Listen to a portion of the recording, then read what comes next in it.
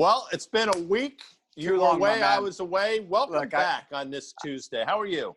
I thought about you all the time. Obviously, as the Yanks were getting pummeled by the O's, and like the worst team in baseball. And I mean, look, I mean, I feel for you, man. These are difficult times. Yeah. They are difficult times. Labor Day weekend, no Labor Day Torres. I mean, anyway.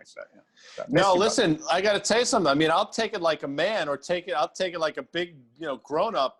The Yankees have been abysmal now for quite some time. I mean, they're playing awful baseball. And now I know I know what it is to be a Met fan in a real sense, because as you know, Tim, I root for the Mets.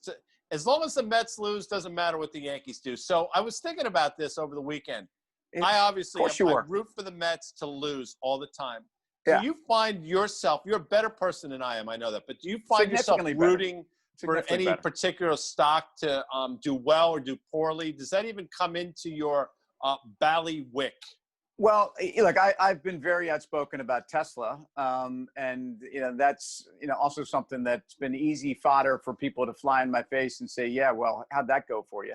Although just really in terms of missing the opportunity, pretty painful. Not in terms of being on the wrong side of the trade per se, but I've rooted against Tesla just because I think there's a lot of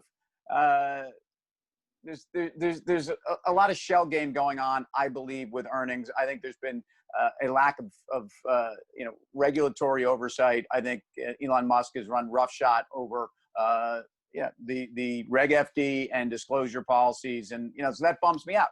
A company like Apple, which is apple pie. It's America. It's the flag. It's you name it. It's the darling. But the move that Apple has had over the last, let's even just call it in the short run, since their earnings somewhere towards the end of July, that 47% move in 25 or 6 sessions was absurd, and a stock split and other things that really didn't justify the upgrade or the multiple increasing as much as it did. So yeah, kind of rooting against Apple, guy. And I know that makes me a bad guy. No, it doesn't make you a bad guy. But I'm not long the stock per se. I have clients that are long, and I'm not rooting for it to go way lower. But I will say that it's nice to see rationality come back into the market. So if I'm in confession here, look, man, I'm ready to admit it. No, it's fine, because I find myself in a similar camp. Think about it. Apple, when they reported earnings, this is pre-split, was south of $400. At its zenith, the stock traded up to $552, I think, pretty much in a straight line, which was, by the way, absurd for a number of different reasons. Did you ever have a Zenith TV? Of course I did. Absolutely. Yeah. Everybody what do you mean, did it. I mean, I still, I just recently, I don't know if I told this to you or not, I just recently got rid of a big Sony XBR. How deep? How deep? It's got to be 3 feet deep, easy, and it has to weigh north of 250 pounds, if not more. And it's one of the most cumbersome things to carry around, because you're obviously concerned about the screen breaking, but the distribution of the weight, nice use of distribution of the weight, is such that it's very hard as a individual to carry that sucker, but I had to. Because of course, one son's away, the other son is, I'm in class, and I don't want to make my daughter do it. I'm not buying that you moved a 250-pound TV by yourself, but it's for drama. I get you talking it up in front of people. In terms of distribution of weight, I hit a batting cage last night. By the way, I took the kids to mini golf. Drained a hole-in-one on hole number 8, by the way. Which is I don't care how old you are, and whether you're a great golfer or a non-golfer like me. When you drain a hole-in-one on the 8th hole of mini golf, man, it feels good. Well, first of all, it's amazing that you made it to the miniature golf is one of those things where if I get past hole like 3 and I'm still involved, it's a miracle. But I know you, and I know that at the 8th hole when you drained it, you threw your hands up. Yeah. You probably let out a scream, and all the golfers around you looked around and said, I hope that's not that dude from Fast Money. Have you, and then let's get back into this, but I'm curious, and I think, you're a man of high conviction, but have you ever cheated in mini golf?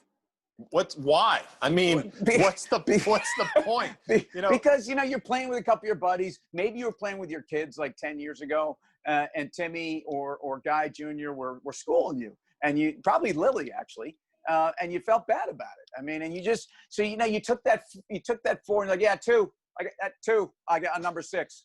No, because it's not even because miniature golf by definition is cheating. The whole thing is a scam. But I am that guy that on the 18th hole, if I make it that far, I won't sink the putt because, as we all have learned, you play the ball again. magically goes back to so the that place actually that it started.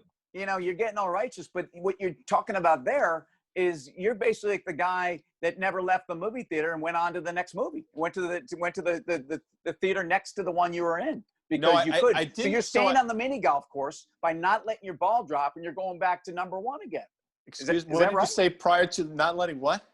Well, so on the 18th hole, when your ball goes in that hole, it shoots down underground and it's gone, right? And you got to pay for another game. But I'm sorry. I thought there was some Urban Dictionary thing going on. I apologize. Dude, you'll know when I'm giving you Urban I know what you're getting at. I will say this, and I know we're short on time here because we were rambling, but when I was in high school, there was a movie that came out. I think the name of the movie was Humongous. It was an awful movie. But a couple buddies and I snuck in the back because we were bringing beers in. But what I didn't know is those back doors, if somebody opens them for you. Yeah. Alarms. And the people that flooded into that cinema, it was like a SWAT team, dropped down. Did you get busted? Short of the guys coming down from ropes. Did you get busted? No.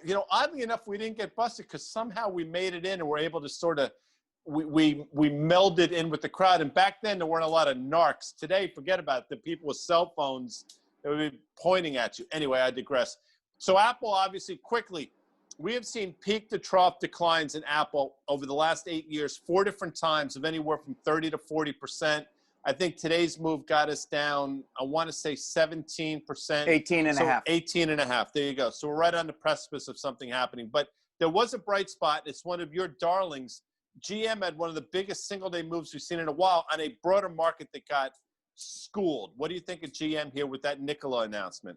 Well, it's validation of technology that I think they also have in hydrofuel and also in their Ultium tech, EV battery. So it's certainly a endorsement for their engineering prowess and their ability to work with a company like Nikola and actually deliver the infrastructure and the execution. This is something that Tesla's never been able to do, even though I'll admit Tesla has technology. So I think this is a very important day for GM, not only because Nikola may or may not be one of the major players of tomorrow, and they get an 11% stake, basically for providing this IP, IT that they already have.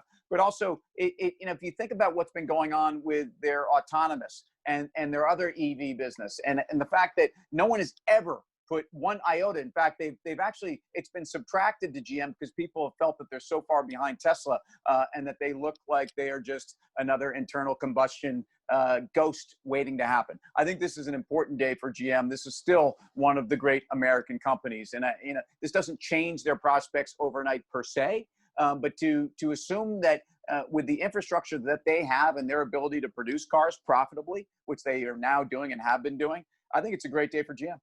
Yeah, and I will say as we leave, I think General Motors, they're the Cleveland Browns of the auto industry. I'll leave it at that. Maybe we can discuss the NFL tomorrow on tomorrow's commercial break, but it's great being back.